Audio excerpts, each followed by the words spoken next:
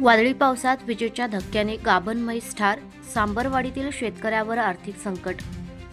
मिरज तालुक्यातील सांबरवाडी येथे गुरुवारी दुपारी झालेल्या वादळी पावसादरम्यान विजेच्या धक्क्याने एका गाभण म्हशीचा मृत्यू झाल्याची दुर्दैवी घटना घडली.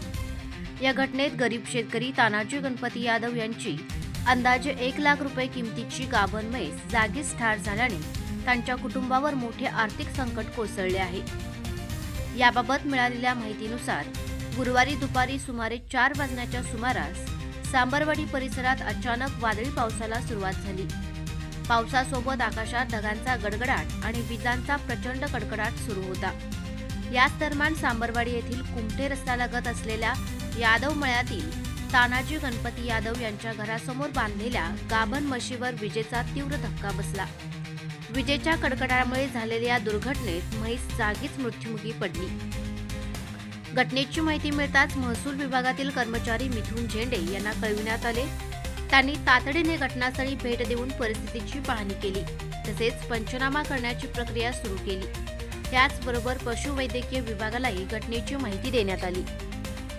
दरम्यान या घटनेची माहिती भोसे जिल्हा परिषद गटाचे सदस्य तसेच जिल्हा परिषदेमधील भारतीय जनता पक्षाचे गटनेते आशिषदादा जाधव यांना मिळताच त्यांनी तातडीने घटनास्थळी धाव घेतली.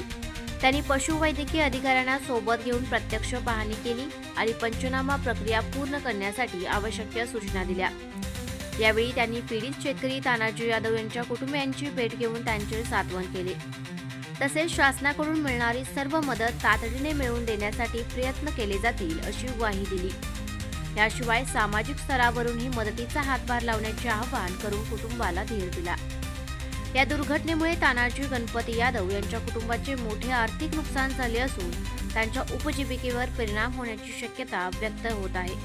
त्यामुळे शासकीय यंत्रणेने तातडीने पंचनामा पूर्ण करून संबंधित शेतकऱ्यास योग्य ती नुकसान भरपाई द्यावी अशी मागणी परिसरातील नागरिकांकडून करण्यात येत आहे.